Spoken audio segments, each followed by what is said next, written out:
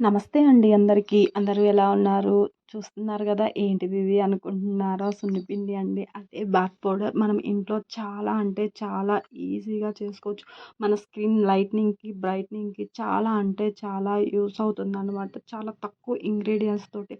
ఇప్పుడు మనకి వింటర్ ఎళ్ళిపోయి సమ్మర్ వస్తుంది గదా! ఈ చెమటకాయలకి, చీదరకి, చెమటకి వీటన్నిటికి మంచి సొల్యూషన్‌గా వర్క్ అవుతది ఈ సున్నిపిండి అనేది. సో, దీనికోసం వచ్చేసేసి ఇప్పుడు మనకు కావాల్సింది రైస్. నేనైతే ఒక కప్ రైస్ తీసుకుంటున్నాను. అది క్లీన్‌గా వాష్ చేసి ఎండబెట్టిన రైసు. అలాగే ఇప్పుడు వచ్చేసేసి పచ్చెనగపప్పు వచ్చేసి ఒక హాఫ్ కప్ తీసుకున్నా. అలాగే పెసరపప్పు ఒక హాఫ్ కప్ అనేది తీసుకుంటున్నాను.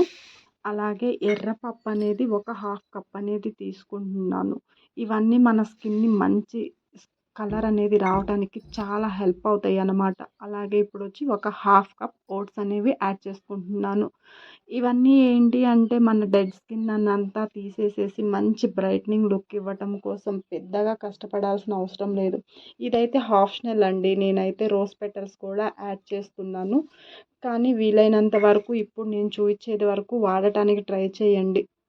ఆరెంజ్ పీల్ అన్నమాట. ఇవి బాగా ఎండబెట్టేసి చూస్తున్నారు కదా! ఆరెంజ్ తొక్కలనేవి ఇట్లా ఎండబెట్టుకున్నవి.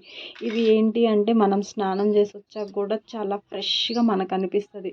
అలాగే వచ్చేసి నేను వైల్డ్ టర్మరిక్ అనేది కూడా యాడ్ చేస్తున్నాను. ఇవన్నీ బాగా కలిపేసి కోర్స్‌గా మిక్సీ పట్టేసుకోవాలి. ఇప్పుడు నేను ఇందులో వాడిన ప్రతి ఒక్క ఇంగ్రీడియెంట్ అనేది మన స్కిన్‌ని మంచి బ్రైట్నింగ్, లైట్నింగ్ చేస్తది. మంచి పాలిష్ లుక్ లాగా రావటానికి.